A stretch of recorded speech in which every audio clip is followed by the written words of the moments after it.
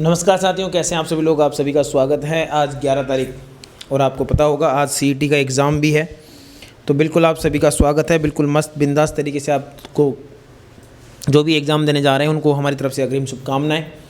तो मेरे नौजवान साथियों, बिल्कुल आज के सेशंस को और अच्छा और शानदार जानदार रोमांचक बनाने के लिए मैं आपके साथ जुड़ चुका हूँ। तो बिल्कुल शानदार तरीके से चीज़ों को जोड़ने की कोशिश हम प्रारंभ कर देते हैं। जी हाँ, तो चलिए बिना समय गंवाएं पहले क्वेश्चन की ओर बढ़ते हैं। पहला क्वेश्चन क्या है मेरे खापटों, सभी को स्वागत है। राम राम खम्मा गणी का आपको बताया, कल ये हमने HW के रूप में मैंने आपको एक क्वेश्चन दिया था कि ये आपके लिए HW क्वेश्चन है। तो अभी इसी HW क्वेश्चन को आज हम CW के रूप में काम में लेने की कोशिश करते हैं। बिहारी कुलपति मिश्र, देखो अलग अलग व्यक्ति हैं, ये एक व्यक्ति नहीं है, अलग अलग हैं। बिहारी कुलपति मिश्र व राम कवि जैसे विद्वानों को किस राजा ने संरक्षण प्रदान किया? बिहारी कुलपति मिश्र व राम कवि जैसे विद्वानों को किस राजा ने संरक्षण प्रदान किया? मिर्जा राजा जयसिंह, सवाई प्रताप सिंह, मान सिंह प्रथम। सही जवाब बताइए, जल्दी से बताइए, फटाफट तरीके से, बिंदास, शानदार, जानदार, जबरदस्त तरीके से। बिल्कुल भैया, तो देखिए मिर्जा राजा जयसिंह हो, सवाई जयसिंह हो, सवाई प्रताप सिंह हो या मान सिंह प्रथम हो, तो यहाँ पर है मिर्जा राजा जयसिंह। सवाई जयसिंह हैं जयपुर के संस्थापक, जयपुर के संस्थापक इन्हें कहा जाता है, जयपुर के संस्थापक हैं। सवाई प्रताप सिंह हवा महल के निर्माता, हवा महल के निर्माता कौन है? प्रताप सिंह हैं हवा महल के निर्माता 1799 1799 में। और दूसरी बात देखिए, सवाई प्रताप सिंह के दरबार में 22 विद्वानों की एक वो रहती थी, विद्वान रहा करते थे, जिसे गंधर्व बाईसी कहते हैं। क्या कहते हैं? गंधर्व बाईसी भी इन्हीं के दरबार में थी, गंधर्व बाईसी भी इन्हीं के दरबार में थी। और एक लोकनाट्य है तमाशा लोकनाट्य, तमाशा लोकनाट्य जयपुर का फेमस है। और तमाशा लोकनाट्य का प्रारंभ भी सवाई प्रताप सिंह के टाइम पर हुआ जयपुर में। तो तमाशा लोकनाट्य का संबंध भी इन्हीं के कार्यकाल से हैं, तमाशा लोकनाट्य का संबंध भी इन्हीं के कार्यकाल से हैं। यहाँ पर ये सारी बातें आपको अच्छे तरीके से याद रखनी है। चलिए, राष्ट्रीय मरु उद्यान का विस्तार कितने जिलों में है? राष्ट्रीय मरु उद्यान का विस्तार कितने जिलों में है? बताइए, राष्ट्रीय मरु उद्यान का विस्तार कितने जिलों में है? हाँ, राष्ट्रीय मरु उद्यान का विस्तार केवल जैसलमेर में, केवल बाड़मेर में, जैसलमेर बाड़मेर दोनों में है और जोधपुर में है। तो बताइए राष्ट्रीय मरु उद्यान का विस्तार कितने जिलों में है? जैसलमेर, बाड़मेर, जैसलमेर व बाड़मेर व जोधपुर। तो राष्ट्रीय मरु उद्यान का विस्तार है दोस्तों आपके 2 जिलों में, जैसलमेर में और बाड़मेर में। राष्ट्रीय मरु उद्यान, इसे अन्य किस नाम से जानते हैं? ऑक्कलवुड फॉसिल पार्क के नाम से भी इसे जाना जाता है। ठीक है। दूसरी बात, यहाँ पर अगर बात करें गोडावण की शरणस्थली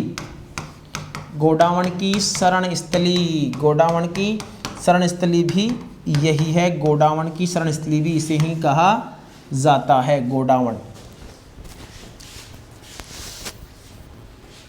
जी हाँ, आगे देखो, लोक देवता तल्लीनाथ जी का वास्तविक नाम क्या है? लोक देवता तल्लीनाथ जी का वास्तविक नाम क्या है? बताइए, लोक देवता तल्लीनाथ जी का वास्तविक नाम क्या है? गोविंद राठौड़, संग्राम राठौड़, गांगदेव राठौड़ या जेतमलोत राठौड़? हाँ, तल्लीनाथ जी, हाँ बिल्कुल, तल्लीनाथ जी। शेरगढ़ कहाँ पर है? जोधपुर में है शेरगढ़ जोधपुर के शासक, शेरगढ़ जोधपुर के शासक कौन हैं? तल्लीनाथ जी हैं। ठीक है। तल्लीनाथ जी को ओरण का देवता, कौन सा देवता? ओरण, यानी आसपास जो जंगल होता है, वन होता है, इन्हें ओरण का देवता भी कहते हैं। ठीक है, ओरण का देवता। इन्हें प्रकृति प्रेमी लोक देवता के रूप में भी इन्हें जाना जाता है, प्रकृति प्रेमी लोक देवता। इनका मूल नाम है गांगदेव राठौड़। क्या नाम है? गांगदेव राठौड़ इनका मूल नाम है। और जेतमलोत राठौड़ के नाम से जाना जाता है लोक देवता आलम जी को। किसको जानते हैं? लोक देवता आलम जी को जाना जाता है, लोक देवता आलम जी को जेतमलोत राठौड़ के नाम से जाना जाता है। और आलम जी को मालानी प्रदेश का लोक देवता कहा जाता है। किसका? मालानी प्रदेश का लोक देवता। हाँ दोस्तों, बिल्कुल लाइक शेयर करो दबा के, आंकड़ा 5 के प्लस होना चाहिए। ठीक है, 50 के प्लस आंकड़ा होना चाहिए। तो मालानी प्रदेश का लोक देवता किसे कहा जाता है? मालानी प्रदेश का लोक देवता आलम जी को कहा जाता है। क्लियर है? वेरी गुड, बहुत बढ़िया। ऐसे ही मामला सेट रखेंगे तो मामला सेट हो जाना है भैया, ठीक है जी। हाँ, very good, well done well done well done. आगे का प्रश्न देखिए, Rajasthan through the ages, Rajasthan through the edges पुस्तक किसने लिखी? राजस्थान थ्रू दी एजेज नामक पुस्तक है वो किसके द्वारा लिखी गई? राजस्थान थ्रू दी एजेज नामक जो पुस्तक है वह किसके द्वारा लिखी गई, बताइए। हाँ, गणपत लाल डांगी, जुहुर का मेहर, Nathuram Khadgawat, Narayan Singh Bhati. Rajasthan through the ages, Rajasthan through the ages नामक पुस्तक किसके द्वारा लिखी गई? तो राजस्थान थ्रू दी एजेज नामक पुस्तक लिखी मेरे साथियों नाथूराम खड़गावत के द्वारा। गणपत लाल डांगी की भी एक प्रमुख रचना है, गणपत लाल डांगी की भी रचना है गीगलारा बापू। क्या रचना है? गीगलारा बापू, गीगलारा बापू नामक रचना है किसकी? गणपत लाल डांगी साहब की। गणपत लाल डांगी साहब की यह प्रमुख रचना है गीगलारा बापू। हाँ जी, गीगलारा बापू। आगे बढ़िए, नाग पंचमी का मेला कब भरता है? नाग पंचमी, नाग पंचमी का मेला कब भरता है, बताइए। नाग पंचमी का मेला कब भरता है? और कब तो भरता है, जो भरता ही है, और कहाँ भरता है नाग पंचमी? नाग पंचमी श्रावण में आती है, इतना तो मैं बता दूं आपको। यहाँ पर ऑप्शन भी क्या है? यहाँ पर ऑप्शन का मामला भी श्रावण का ही है। यहाँ पर ऑप्शन का मामला भी किसका है? श्रावण का ही है। तो देखिए, लपेटिए, नाग पंचमी मेला कब भरता है? तो नाग पंचमी का मेला भरता है श्रावण बदी पंचमी को। श्रावण बदी पंचमी को नाग पंचमी का मेला भरता है। देखिए, यहाँ पर दो चीज़ याद रखिए, एक तो होती है बुधी, एक होती है सुदी। बुधी की बात करें तो कृष्ण पक्ष की बात हो रही है, और सुदी की बात करें तो शुक्ल पक्ष की बात हो रही है, ठीक है। तो यहाँ पे श्रावण बदी पंचमी को नाग पंचमी मनाई जाती है, ठीक है। और नाग पंचमी का मेला मंडोर में, कहाँ पर? मंडोर में। और मंडोर कहाँ पर है? मंडोर है आपके जोधपुर में। तो मंडोर जोधपुर में नाग पंचमी का मेला लगता है, मंडोर जोधपुर में। जी हाँ दोस्तों, चलिए आगे की बात करें। मेहरानगढ़ दुर्ग में फतेह पोल का निर्माण किसने करवाया? वाह भाई, वेरी गुड। मेहरानगढ़ दुर्ग में स्थित जो फतेह पोल जो है, उसका फतेह पोल यानी प्रवेश द्वार, मेहरानगढ़ दुर्ग में फतेह पोल का निर्माण किसने करवाया? हाँ,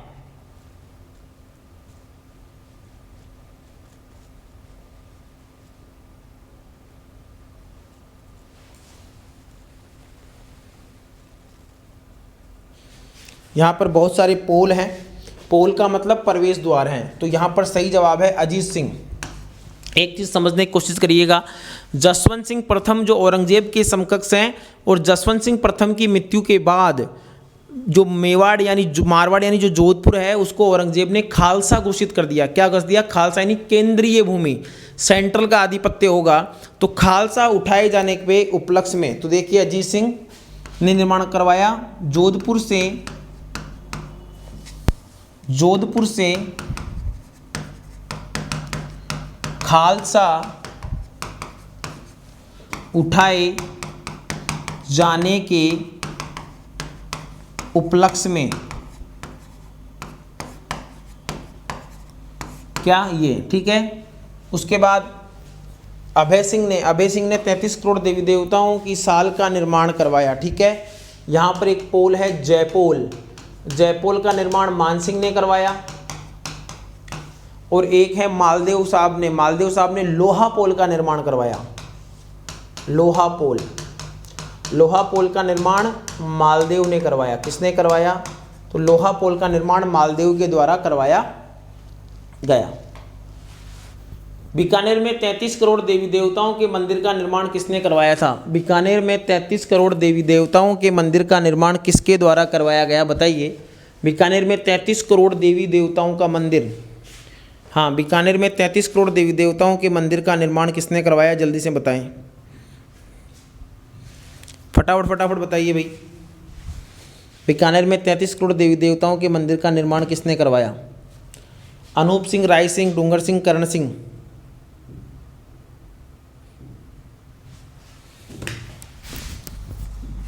जल्दी बताओ। सही जवाब आ रहा है भाई, सभी का सही जवाब है, वेरी गुड।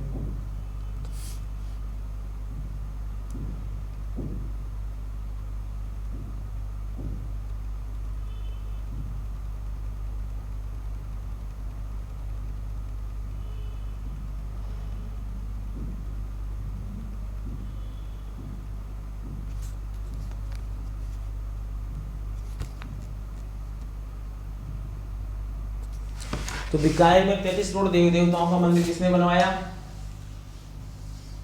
अनूप सिंह ने बनवाया। और ये जो मूर्तियां हैं, यह जो मूर्तियां हैं वह दक्षिण भारत से लेकर आए। कहां से लेकर आए? दक्षिण भारत से मूर्तियां लेकर आए।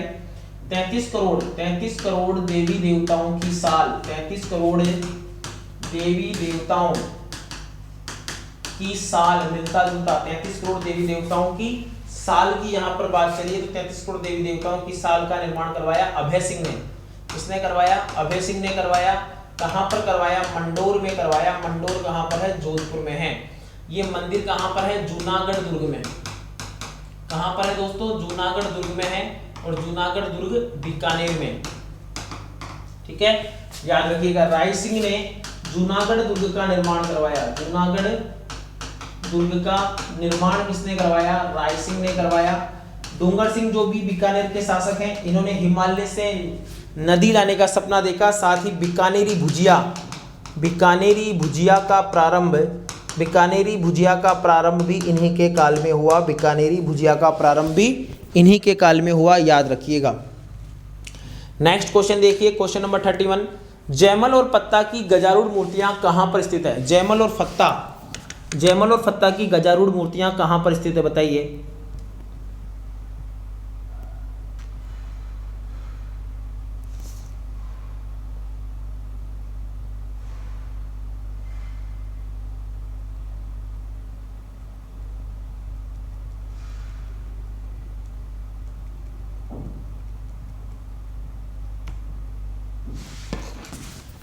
जयमल और पत्ता की गजारूढ़ मूर्तियां, तो जयमल और फत्ता की गजारूढ़ मूर्तियों की अगर हम यहाँ पर चर्चा करें तो जयमल और फत्ता की जो गजारूढ़ मूर्तियां हैं वो बीकानेर दुर्ग में है। कहाँ पर है?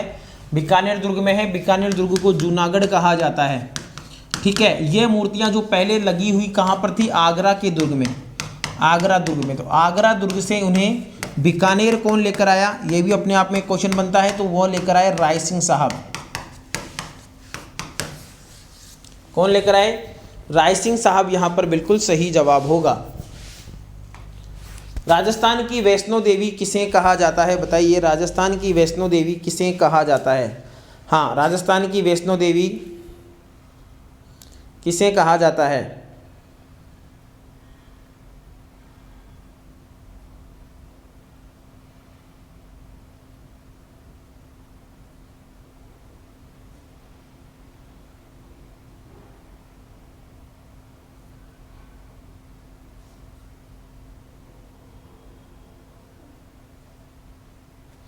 जल्दी बताओ भाई।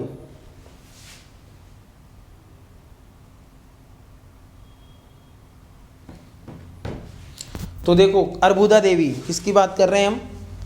अर्बुदा देवी, राजस्थान की वैष्णो देवी अर्बुदा देवी को कहा जाता है, ठीक है। ये कहाँ पर है? यह है आपके माउंट आबू में। ध्यान से देखना टाबरों, माउंट आबू में इनका मंदिर है। दूसरा है तनोट माता, थार की वैष्णो देवी। इन्हें क्या कहा जाता है? थार की वैष्णो देवी कहा जाता है। थार की वैष्णो देवी ये कहाँ पर है? जैसलमेर में है। कहाँ पर है दोस्तों? जैसलमेर में है थार की वैष्णो देवी। नीमच माता मेवाड़ की वैष्णो देवी, मेवाड़ की वैष्णो देवी, मेवाड़ की वैष्णो देवी किसे कहा जाता है? नीमच माता को कहा जाता है मेवाड़ की वैष्णो देवी, ठीक है। अर्बुदा देवी को अधरशिला माता के नाम से भी हम जानते हैं। अधरशिला माता, अधरशिला माता के रूप में भी हम इन्हें जानते हैं। सूंदा माता कहाँ पर है? सूंदा माता है मेरे नौजवान साथियों भीनमाल में। और भीनमाल कहाँ पर है? भीनमाल है जालूर में। इसी सूंदा माता की अगर हम बात करें, यहाँ पर राजस्थान का प्रथम रोपवे है। यहाँ पर राजस्थान का प्रथम रोपवे है जिसकी निर्माण 2006 में करवाया गया, और यह रोपवे राजस्थान का सबसे बड़ा रोपवे भी है। राजस्थान का सबसे बड़ा रोपवे भी अगर कोई है तो राजस्थान का सबसे बड़ा रोपवे भी यही कहलाता है। राजस्थान का सबसे बड़ा रोपवे भी यही कहलाता है। क्लियर है? चलिए, लाल बेग यानी मोहम्मद मुराद किस लोक देवी से संबंधित है? लाल बेग यानी कि मोहम्मद मुराद किस लोक देवी से संबंधित है, बताइए।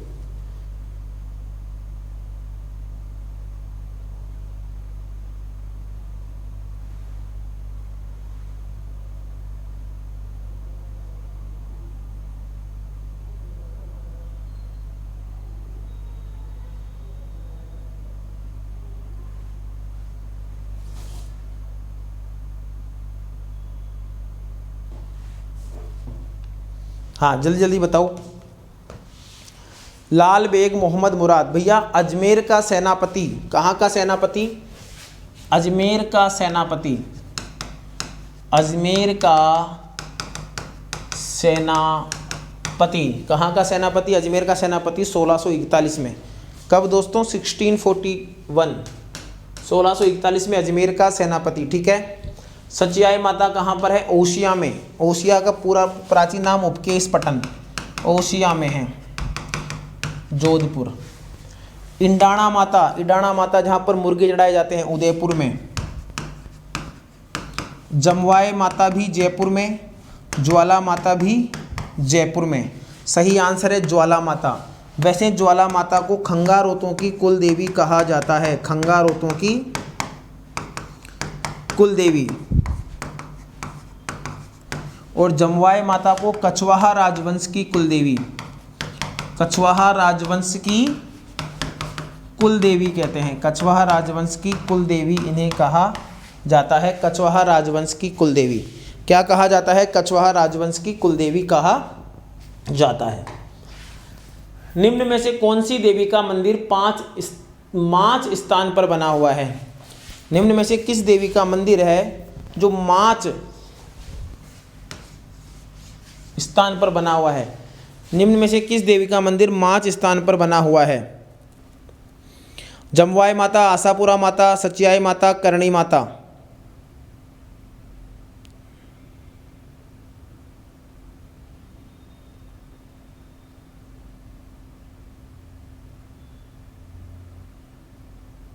जल्दी बताएं। वेरी गुड, जल्दी जल्दी फटाफट तरीके से। तो देखो यहाँ पर सही जवाब है जमवाय माता। अभी अभी मैंने आपको बताया है कि जमवाय माता कछवाहा राजवंश की कुल देवी कहलाती है। ठीक है।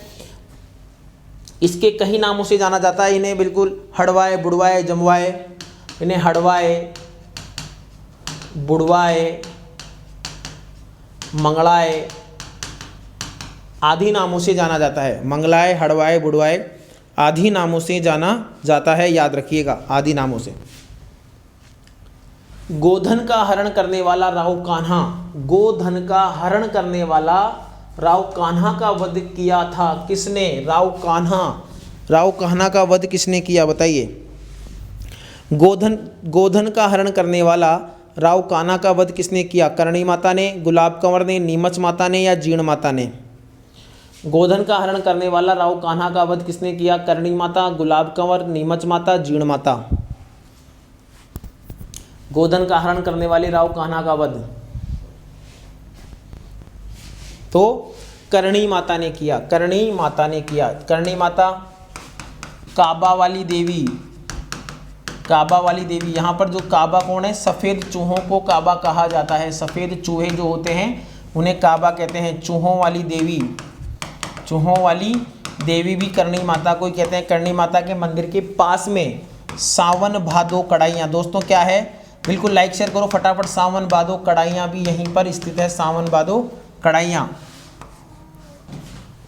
जीण माता की अगर मैं बात करूं, जीण माता तो कहाँ पर है? जीण माता रेवासा सीकर में है। जीण माता कहाँ पर है? जीण माता, जीण माता रेवासा सीकर में है। जीण माता रेवासा सीकर में है मेरे नौजवान साथियों, याद रखिए। नेक्स्ट क्वेश्चन पर आइए। अगला क्वेश्चन क्या है, जीण माता की मूर्ति में कितनी भुजाएं हैं? जीण माता की मूर्ति में कितनी भुजाएं हैं बताइए, जीण माता की मूर्ति में कितनी भुजाएं हैं?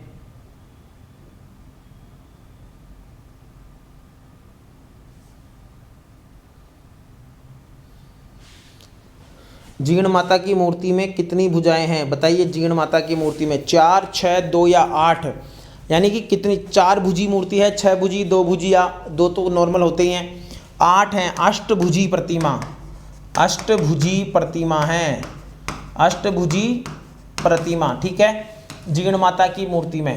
एक चीज़ और देखिए, 10 सिर, 10 तो सिर हैं और 54 हाथ हैं, ठीक है, जिसमें से 10 में से 1 सिर तो मानव का है और 9 सिर पशुओं से संबंधित है। कौन सी देवी कहलाती है? सुगाली माता। कौन सी माता? सुगाली माता। कौन सी माता? सुगाली माता।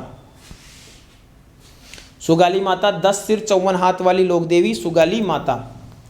अगला प्रश्न देखिए, राजस्थान की देवी जिसके मंदिर में छाग बलि की परंपरा है, राजस्थान की देवी जिसके मंदिर में छाग बलि यानी कि कान को काट दिया जाता है, छाग बलि की परंपरा है। हाँ, राजस्थान की लोक देवी छाग बलि की परंपरा है।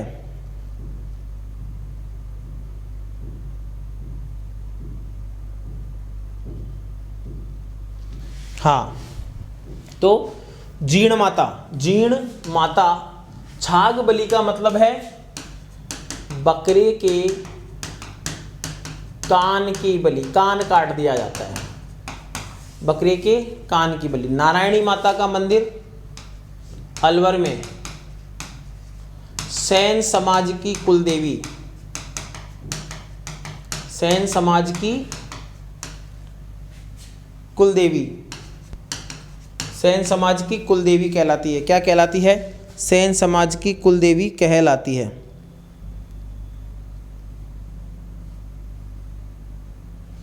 नेक्स्ट क्वेश्चन देखिए, आई माता का जन्म कब हुआ? जल्दी से बताओ, आई माता का जन्म कब हुआ?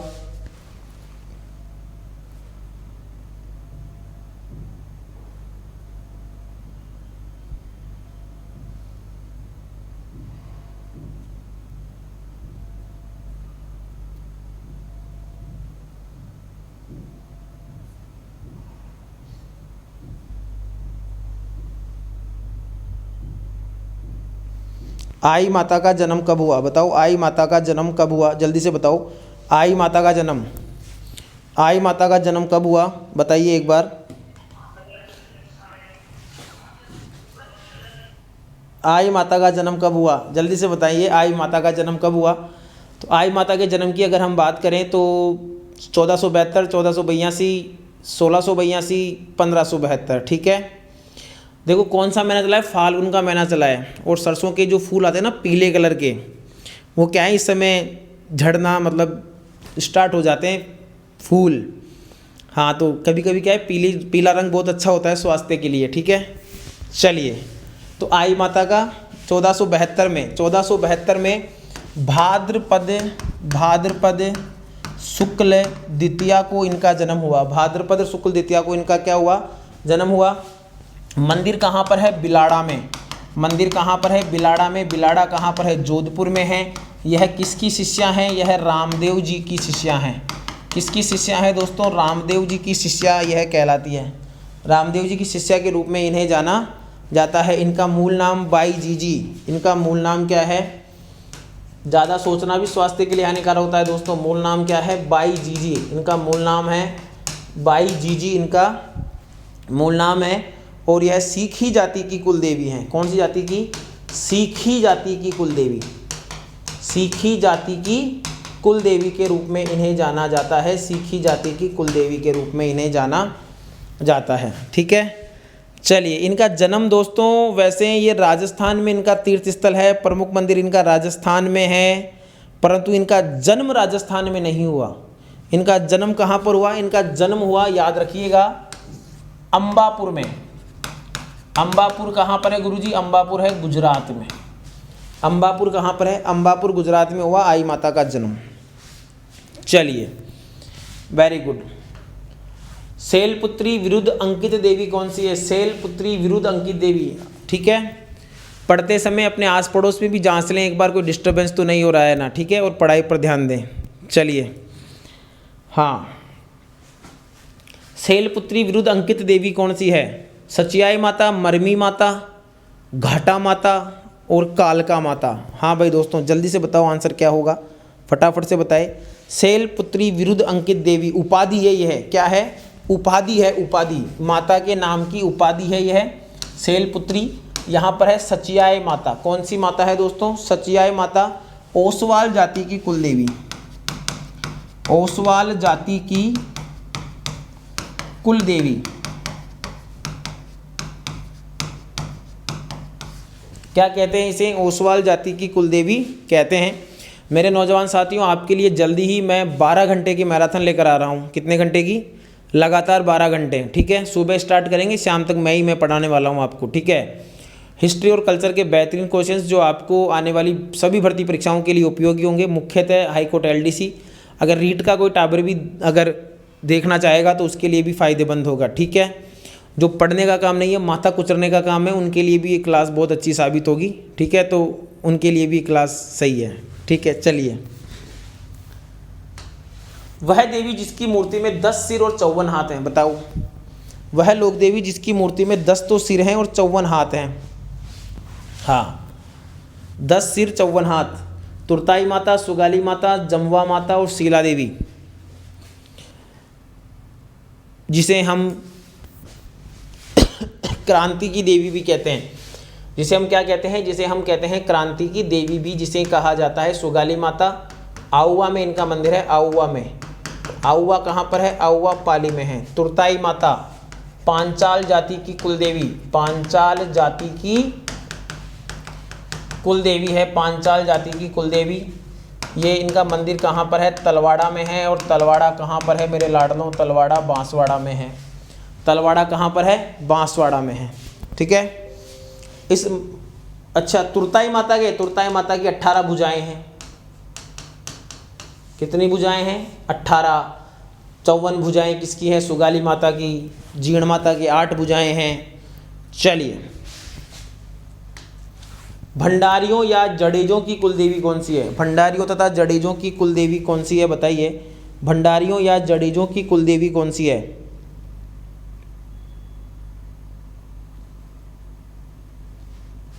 भंडारियों या जडेजों की कुलदेवी, जल्दी जल्दी कमेंट करो, सेशन को लाइक शेयर करो, फटाफट से दबा के लाइक शेयर करो भाई। भंडारियों या जडेजों की कुलदेवी कौन सी है? तो आशापुरा माता। दोस्तों देखिए, आशापुरा माता के मंदिर राजस्थान में बहुत सारे हैं, समझने की कोशिश करिएगा। तो देखिए, आशापुरा माता की बात करें तो देखो, जो ये भंडारियों तथा जडेजों की कुलदेवी के रूप में आशापुरा माता को पूजा जाता है, यह मंदिर है आसलपुर में। यह मंदिर कहाँ पर है? यह मंदिर है आसलपुर में, ठीक है। बैठ गया मामला। उसके बाद एक मंदिर है नाडोल पाली में, नाडोल में, नाडोल में है। यह चौहानों की कुलदेवी है, चौहानों से संबंधित है। किससे संबंधित है? चौहानों की संबंधित है, ठीक है। एक है मोदरा, मोदरा जो जगह है, मोदरा जगह की बात करूं तो जालोर के चौहानों की, किसकी? जालोर के चौहानों की, जालोर के चौहानों से संबंधित है, जालोर के चौहानों से संबंधित है मोदरा। एक मंदिर है माता का पोकरण में, पोकरण में। यह बिस्सा जाति की कुलदेवी, बिस्सा जाति की कुलदेवी, ठीक है। तो याद रखिएगा, एक मंदिर है आसलपुर में, एक है नाडोल में, एक है मोदरा में, एक है पोकरण में, ठीक है। सकराय माता, एक चीज़ और बताता हूँ, सकराय माता का मंदिर कहाँ पर है? उदयपुर वाटी, उदयपुर वाटी झुंझुनू में। खंडेल वालों की कुलदेवी, खंडेल वालों की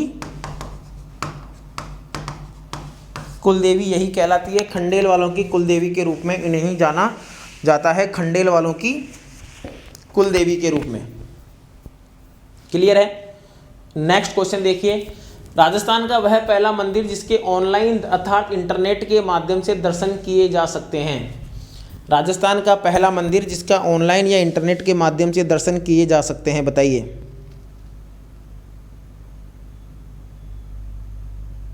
हाँ, ऑनलाइन या इंटरनेट के माध्यम से दर्शन किए जा सकते हैं। तो सही जवाब क्या है? सकराय माता। सही जवाब क्या है? सकराय माता इसका बिल्कुल सही जवाब है। पीतूपुरा गांव के मीणा परिवार, पीतूपुरा गांव के मीणा परिवार की यहाँ पर बात चली है। हाँ, पीतूपुरा, ये आपका आज का HW क्वेश्चन है। आज की क्लास इतनी ही, ठीक है, किसी कारणवश, और मुलाकात करेंगे मंडे को। तो अपना प्यार ऐसे बनाए रखें। HW क्वेश्चन है, इसका जवाब कमेंट बॉक्स में ज़रूर दीजिएगा। कैसा लगा सेशन दोस्तों ज़रूर बताइएगा, मस्त बिंदास तरीके से। तो आप सभी को ढेर सारा प्यार, सभी स्वस्थ रहें, मस्त रहें, अपनों के साथ रहें, ज़बरदस्त रहें, तंदुरुस्त रहें। धन्यवाद। जय हिंद, जय भारत।